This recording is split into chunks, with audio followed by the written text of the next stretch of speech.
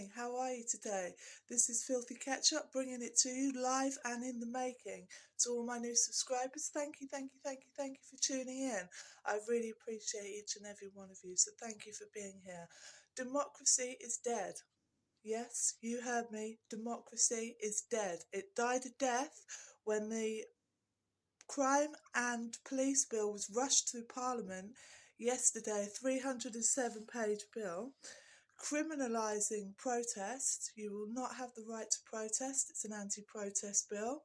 And also, if you're a gypsy or a traveller, you could find yourself fined £2,500 for having a nomadic life and not being able to produce a COVID traveller's passport. We don't know what that is. I'm assuming it's as draconian as the rest of the legislation that they rushed through. It's draconian, it's unacceptable, and in a country like Britain, it's inexcusable. The draconian 307-page crime and sentencing bill was rushed through Parliament yesterday. There was a token protest from MPs, but they're not really bothered. And at the protest, against women being assaulted, women were assaulted by the police. It was a protest to protest women being assaulted by the police, so the police turned up there and assaulted the women. They were bashing them up, they were throwing them about. It was absolutely outrageous. I was disgusted. I was actually disgusted by it. When I first saw it, I thought it was a joke. But this isn't a joke. This is not a joke. Democracy is dead in Britain today. We're going to have a new regime, a capitalist regime. You're going to be able to shop and you're going to be able to work, and that's it. And if you want to have a lifestyle outside that norm, or you don't agree with that, you're going to prison. You get 3 months prison for having a nomadic life without a COVID passport. I don't even know what that means. Okay, moving on. In Atlanta today, there was a shooting across 3 Atlanta massage parlours. 8 people have been shot. They've been shot dead. A 21-year-old man has been taken into custody following these attacks. I'll stay on top of it and I'll bring you the news as I know it. There was shock, fear and dismay at the unveiling of the draconian laws and of the terrible, terrible, terrible protests that came with it when the police were assaulting women. I mean, to me, that's just disgusting. But let's move over to Atlanta. Across 3 massage parlours in Atlanta, 8 people have been shot dead. A 21-year-old man has been taken into custody. We'll see what happens. Captain Jay Baker of the Cherokee Sheriff's Department said that they cannot release his name as his identity is being protected at the moment. Okay. Now let's move on to the Twitter killer. In Japan, Takashiro Shiriashi exploited without mercy the technological and cyber dystopia of his home country to commit a series of hideous murders across Japan. He embarked on a rampage, becoming one of modern society's most illustrative examples of a spree killer. Takashiro Shiriashi had this to say when he was arrested. "There is no doubt I removed the flesh from the bodies and sprinkled it with cat litter. I disposed of the intestines and organs like garbage. I kept the bones out of fear of discovery. There is no doubt that I sliced up the body in my bathroom to destroy evidence."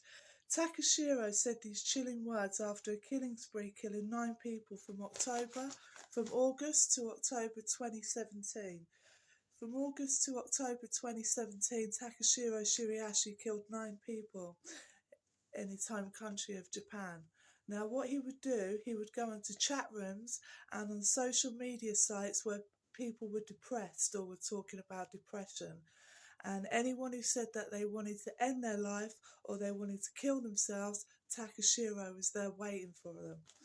They would go onto social media and then he would entice them out, get them into his flat, and then he would kill them. Takashiro Shiriashi spent 3 days taking one victim apart, and when police searched his apartment, when he was arrested, Takashiro Shiriashi, police searched his apartment and they found 240 bones, 9 heads, okay, 9 heads,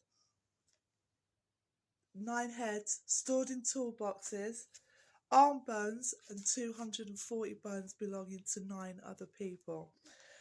Takashiro Shiriashi spent 5 months waiting for trial. When he was examined at trial, he was found to be mentally stable. I don't know either. He was found to be mentally stable, but he was also found to be a very, very chilling and cold person. At the trial, he said, "I'm sorry for some of you, the girls that I liked, those families. The rest of you, I don't really care." Well, we don't really care either. He was sentenced to death in Japan, and in Japan, the sentence of death is carried out by hanging. An interesting thing to note is that in Japan, they don't tell you when you're going to be executed, they just do it. Like on the day of your execution, they come to your cell or rattle the doors or whatever they do over there, and they say, "Right, come on, today's your execution day." So you only have like an hour or so to prepare. I mean, not that I feel sorry for him, but they don't tell you when you're being executed, so he got what he deserved. Going back, that's the Twitter killer in Japan, Takashiro Shiriashi. In Atlanta, 9 people have been shot. Okay, there's an Atlanta shooter. 9 people have been shot dead in Atlanta. A 21-year-old man has been taken into custody, and I'll bring you a longer video of the Twitter killer and some other true crime cases that are interesting to me.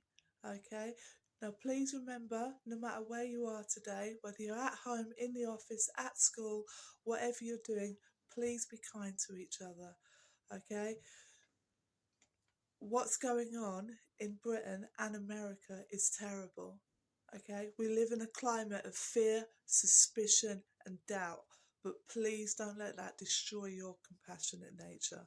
Wherever you are today, please be kind to each other, be kind to each other, be kind to yourself. This is Filthy Ketchup. Peace out.